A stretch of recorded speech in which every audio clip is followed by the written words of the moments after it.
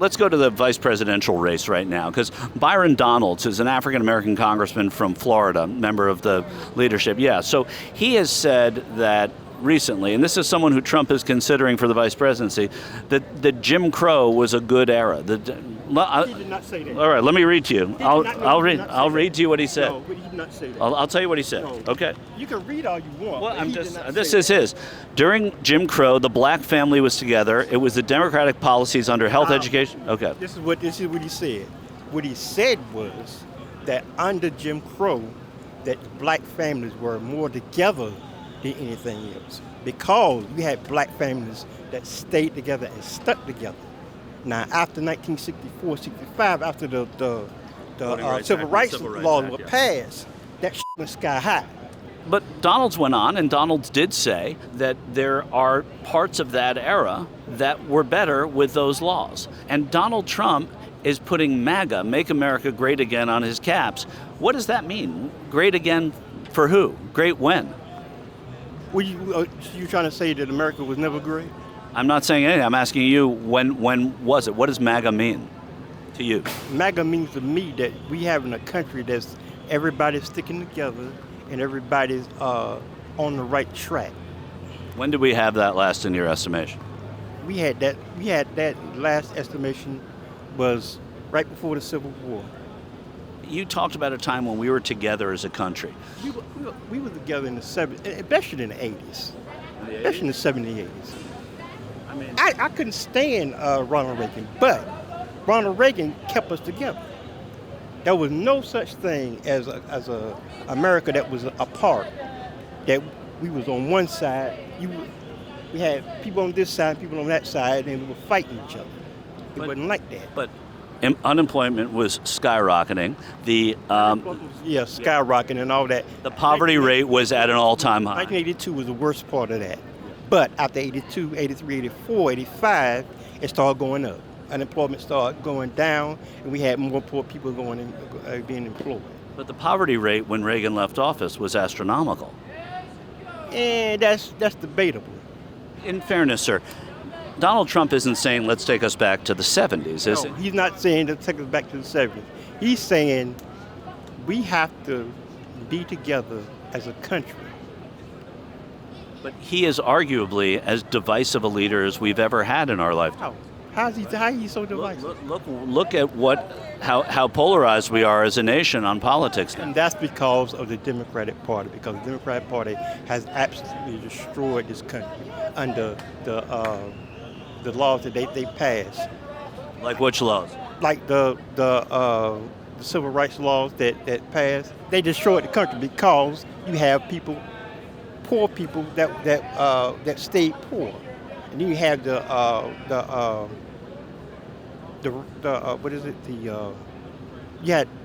where people were able to have kids and take care of those kids, were able to do it.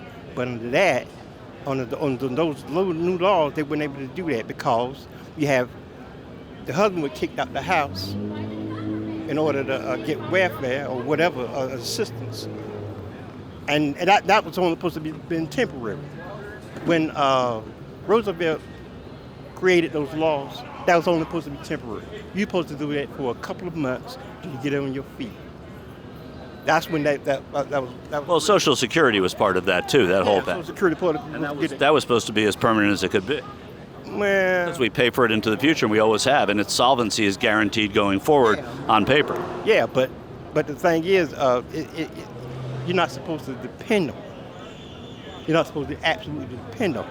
You're supposed to get off your ass and work. But do you think the government should take care of the people? The government, that's a fallacy, because the government has always been a fuck up. Everything you've seen the government has done, they fucked it up completely. But again, then, so when was it great? I'm going right back to the hat and to the shirt. You're not wearing it, but the people here are. What MAGA, Make America Great Again? If it was always, as you say, effed up, when was it great? I mean, we always had a great country. I mean, you look at the countries outside of America. You look at Venezuela right now. You're finding one country that is arguably worse than we are, and I'm not saying we aren't great. I'm asking you, like, when that was. I mean, you look at Canada. Canada doesn't have the gun problems this country has. Canada has health care. Has a f***ed up prime minister who's moving his country closer to communism. What does "Make America Great Again" mean? When was America last great? When he was in office. But we were so divided as a country. That was started with Obama. Obama started that trash, putting it in there, racism and all that. Ain't no racism. Everybody gets along, but the media, But you're saying there's no racism? There's racism, but it's not as bad as they say it is. You know what I mean? Everybody respects each other. Isn't it easy for us to say as two white guys that the racism isn't as bad? I deal with, that ain't right. You don't need that nonsense. But no, I have black friends. I have Puerto Rican friends. I get along with everybody. I'm not an entitled white. You know what I mean? I've struggled all my life. You know what I mean? Just because of my skin color doesn't mean I'm a... No, I'm just saying to say that there's no racism or there is. Everybody gets along. You know what I mean? It started with Obama. He was the first black president, and then all of a sudden America's racist. Come on. How would he become president if they was a racist? I mean, America was racist, and then they had the Civil Rights Bill, and LBJ signed it, and that was supposed to be the end of it, too. So, I mean, it didn't start with President Obama, right? Yeah, but LBJ was no good either. You know what I mean? Yeah, they killed Kennedy. So LBJ killed Kennedy. Yeah, he got a part in it. Yes, sir. Do you know who Byron Donalds is? No, who is that? He's an African-American congressman, Republican from Florida. He's a conservative, and he's one of the people that is on the list of possibilities that have been floated to be a running mate for Donald Trump. And he recently said that Jim Crow, the times of Jim Crow, were better for the black family. That kind of mindset inside Trump's room. As a black American, how does that make you feel? I mean, I feel like Jim Crow was like a crazy time. It was a time where a lot of African Americans were going through like trials and tribulations and stuff like that, trying to overcome. So I feel like for him to say that, it's kind of like a nutty move. It would have been better if he would have kept his mouth shut. Like my mom always say, if you don't got nothing nice to say, don't say nothing at all. To that end, the fact that they open their mouth makes a lot of people say, imagine what they're not saying, right? Exactly, yeah. Yeah. And so that's not a conversation you hear happening around the other side very often. No, because like you said before, they dress it up. And I didn't say they dress it up. I'm saying that they're some of it could be window dressing, but policy-wise versus their policies, I'm wondering if you see a divide. No, not as much. No. You sort of see it all as the same. Yeah. But I mean, if I got to go with Trump, I'm gonna go with Trump. Me personally, I mean, see my hat. I'm very. Are you a firefighter? No, but I'm very supportive of our first responders, and I feel like Trump is very supportive of them too. Like he backed them 100%.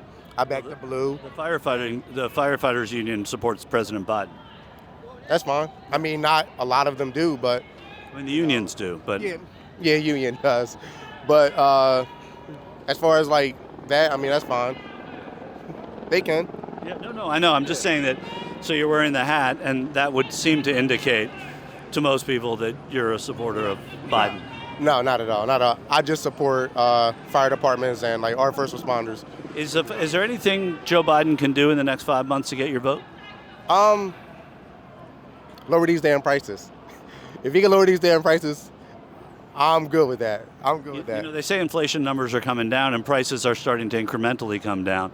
Does that, and whether or not the president can just go in and say, I'm changing the price of bread. We're not in Cuba, right? But if you see a continuation of that trend, would you be good with it? Yeah, absolutely. I mean, because me personally, I mean, I live here in Philly. I live in a first-class city.